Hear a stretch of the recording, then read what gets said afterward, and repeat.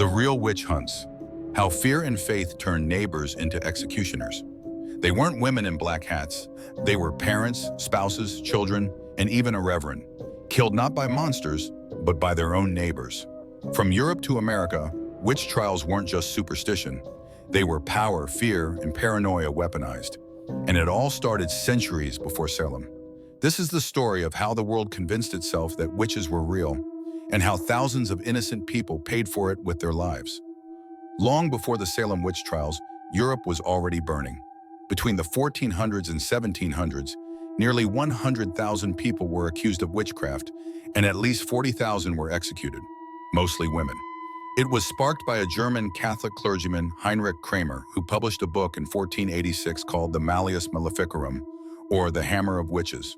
It described how to identify, torture, and kill supposed witches, and it spread faster than any viral post ever could. Villagers began accusing one another. A poor harvest? Witchcraft? A storm that destroyed crops? Witchcraft.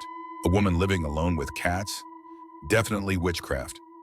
In Germany, Switzerland, and Scotland, whole towns went on witch hunts.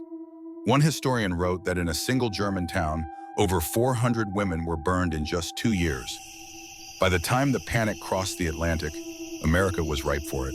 Puritan settlers in Salem, Massachusetts, were isolated, deeply religious, and terrified of the unknown. In 1692, 2 young girls started having violent fits. A local doctor said it must be witchcraft. Within weeks, accusations spread like wildfire. Neighbors turned on neighbors. Old grudges became death sentences. 19 people were hanged, 1 man was crushed to death, and hundreds were jailed. Even pets were killed for suspicious behavior. The trials only ended when the governor's own wife was accused, and suddenly out went the fire of superstition that had disguised the cold hand of politics and religion.